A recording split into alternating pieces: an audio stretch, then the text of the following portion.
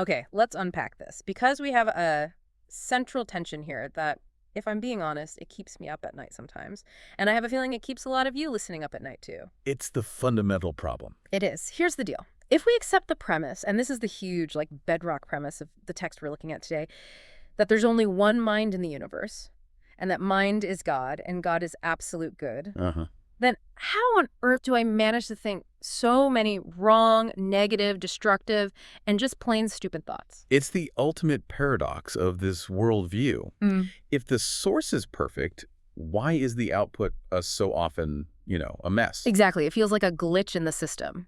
If I am connected to this divine mind, why am I worrying about my bank account at 3 in the morning? Right. Or getting angry in traffic. Yes, that is exactly what we are digging into today. We're doing a deep dive into Chapter 3 of Emilie Cady's classic Lessons in Truth. The chapter is just called Thinking. And we should probably say her name right. It's Cady, pronounced K-D. Right, K-D. Good call. We want to get that right. And it's important to ground ourselves. I think most of you listening probably know Cady's name. You might have even read Lessons in Truth. It's a staple. For sure. So you likely know the basic theory. But our mission here is a little different. We aren't just going to, recite the theology. We want to bridge that gap between intellectually knowing this stuff and actually applying it. Right, because that's the frustration, I think. People know the theory, but their lives don't look like the theory. And Cady, she isn't just philosophizing, she gives us instructions, like how to physically test these ideas. Yeah, she promises that if you do the work, you see changes in your body, your circulation, your digestion. It's wild stuff. It's a literal experiment. It is. But to get the experiment, you first have to understand the architecture of the mind she lays out. If you don't get the mechanism, the method won't make sense. Okay, so let's start there. That core concept, the metaphysical baseline. Cady says there is only one mind in the universe. Life, intelligence, wisdom. Correct. And she capitalizes the M1 mind. And this mind is God. There isn't a God mind over here and a human mind over there. There's just mind. Just mind. But then we're back to my first question. If God is the only mind, are we just robots? Are we just puppets dancing on a string? Do I even exist? It's a terrifying thought if you look at it that way, the loss of self. Yeah. But Cady is very firm on this. We are not puppets. And she uses this really beautiful image to explain it. She asks us to imagine a great reservoir. A reservoir. Okay, walk us through this. So imagine this massive body of water. That's the reservoir. That represents God, the one mind. Okay. Now, leading out from that reservoir are these countless little channels or pipes. And at the end of each channel, there's a small fountain. I love this visual. So the reservoir is God. The reservoir is God. The fountain, that's you. That's me. That's every single person. The fountain is always being filled from the reservoir. It's the same water. You can't tell where the water in the pipe ends and the fountain begins. It's one substance. But, and this is the key, I think, the fountain has its own shape. It has an identity as a fountain. Precisely. The fountain is a radiating center. It has an identity. The commentary we looked at from Reverend McDowell adds another layer. He uses the analogy of your body. Oh, yeah? Your hand is not your foot. Right. They look different. They do different things. But they are both your body. You don't say your hand is separate from you. It's an individualized expression of the whole. Yeah. So we're separate in identity, but one in substance. That makes sense. So we're not separate from the one mind. We're just a specific point of awareness within it. A point of awareness. That's a perfect way to put it. And this brings us right to the definition of thinking. Because if we are these fountains, what is the water doing? The sources gave a definition that I wrote down. It said thinking is the formulating process of mind. Yes. Formulating, shaping. The commentary explains thoughts as mental vibrations or impulses. When you think, you're taking that raw energy, that water from the reservoir, and you are clothing it in form. You're giving it a shape. Yeah. So thinking isn't just passive. I think that's how we treat it. Like we're just cameras taking pictures of the world. But she's saying thinking is active creation. It is the power to shape and form. And this is where we get into trouble. Because we have the free will to shape that energy into anything.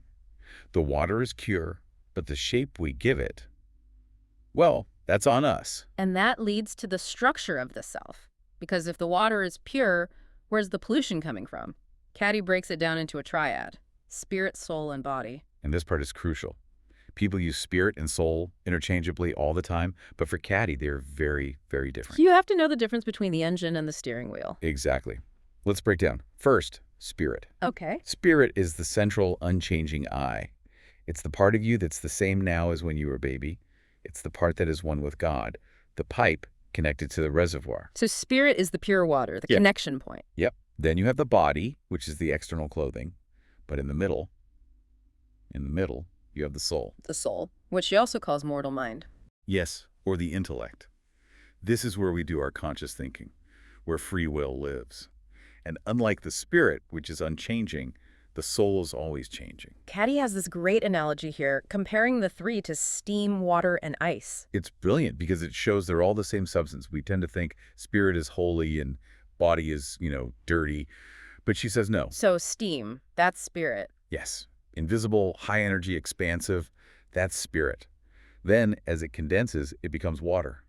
That's the soul visible, fluid, always changing shape. And finally, ice. Solid, fixed, that's the body. Right. But chemically, steam and ice are identical.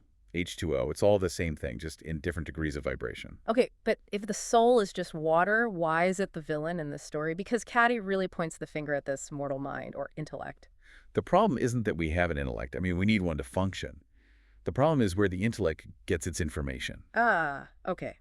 The source of the data. Cady says the mortal mind, or Paul's mind of the flesh, gathers its information only from the five senses, from the outside world. So it looks at the bank account, sees zero. It looks at the doctor's report, sees sickness. It looks at the news and sees chaos. Exactly. And because it only looks at shadows, that's what she calls external appearances, it can't tell truth from falsehood. It just reports sickness and trouble because that's what it sees. It's a feedback loop. It's like a shadow puppet. The mortal mind is staring at the shadow on the wall, thinking it's a monster, not realizing it's just a hand. That is a perfect analogy. Yeah. Cady says the human mind without the spirit is like a shadow. It's gone if the real thing is removed. But here's the kicker. The intellect tries to solve these problems with its own limited resources. She has this great line about the quart measure. Oh, I loved that quote. The impossibility of crowding the infinite into the quart measure of your own intellectual capacity. It's so humbling. We're trying to fit the ocean into a measuring cup. We are. And this leads her to identify two classes of seekers. And honestly, I felt a little attacked by this part. Me too. They're the intellectuals and the little children. The intellectuals want every statement proved by, a elaborate logical argument. They want a debate.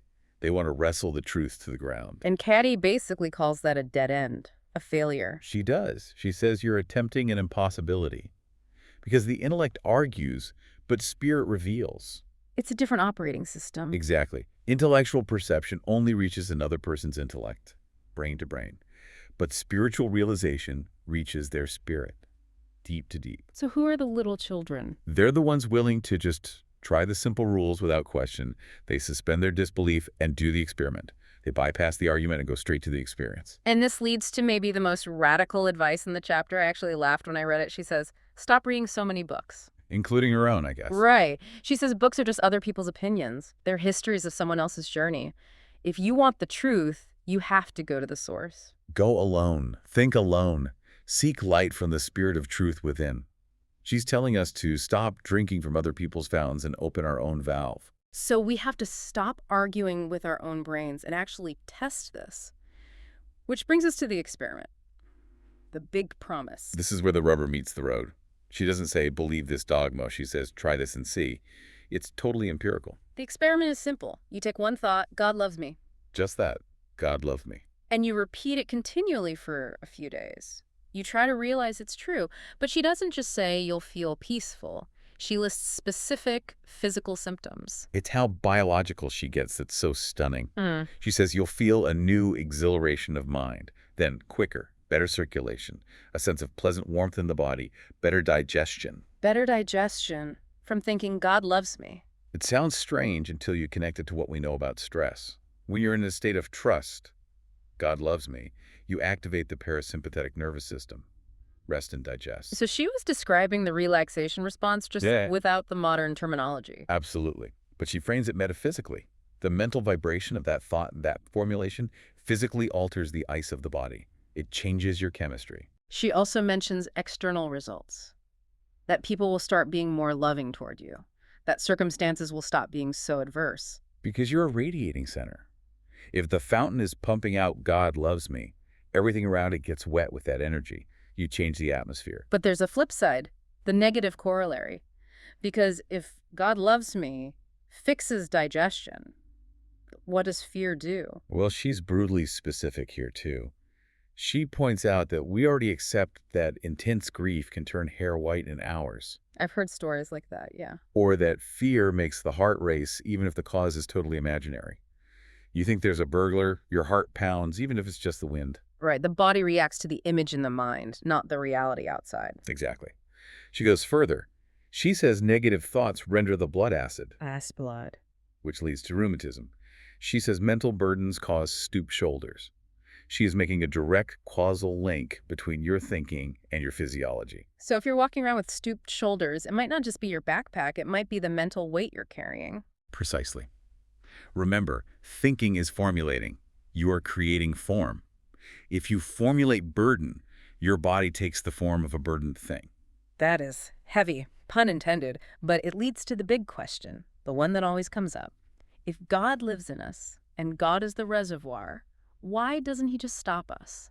The why doesn't God stop me from touching the hot stove question. Exactly. If he's the only mind, why doesn't he just override my mortal mind and keep me from thinking these acid blood thoughts? Why let me suffer? And Cady uses a really relatable parenting analogy here.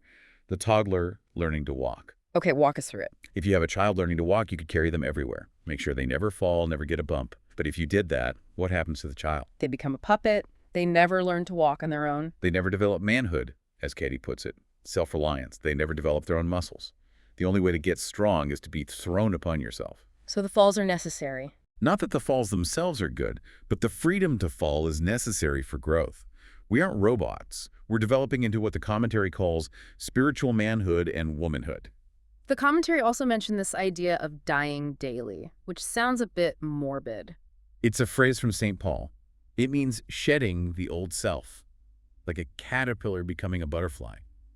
You have to let go of the now self, the one that's afraid and argues, to let the potential self emerge. And God isn't withholding anything while we struggle. Cady uses the sun analogy for this. Yes, this is crucial. She says God is like the sun. It's the law of the sun's being to shine. It can't help but shine. So if I'm in the dark, If you're in a damp, dark cellar, it's not because the sun stopped shining. It's because you, through ignorance or willfulness, walked down the stairs and closed the door. ooh, so the cellar is my own thinking. The cellar is the mortal mind. It's that quart measure intellect closing itself off from the sun. So what's the bottom line for us? We have the theory, we know about acid blood. What do we do when we turn this off? We have to take responsibility for our position. We have to realize we are radiating centers. Cady says we must radiate to receive. Stagnation is death. Stagnation is death. That really struck me. We can't just hoard this, we have to let it flow. Think about the fountain. If water stops flowing out, it stops flowing in, the pipe gets clogged, the water gets stale. If you want fresh water from the reservoir, you have to let the old water out. So the takeaway is really the challenge. Stop arguing with your own intellect. Stop needing to prove everything first. And just become the little child for a few days. Try the experiment. God loves me. See what happens. And look for the physical results. Don't just look for a vibe. Look for the warmth, the circulation. It's empirical. It's a science of the soul. But you have to do the work. I want to leave everyone with one final thought from the source material that really stuck with me. It's about that fountain again. The text says, God is always trying to pour more of himself through us, to make us grander, larger, fuller, freer individuals. Always trying. That's the key. The pressure from the reservoir is constant. God isn't reluctant. The push is always outward toward more life. The only thing stopping that flow is the gunk in our own pipes, our own thinking. It raises the question, are you a fountain that's flowing or are you stagnating? And what thought do you need to change right now today to open that valve? That's the question to carry with you. Go be a radiator. Thanks for diving deep with us. We'll see you next time.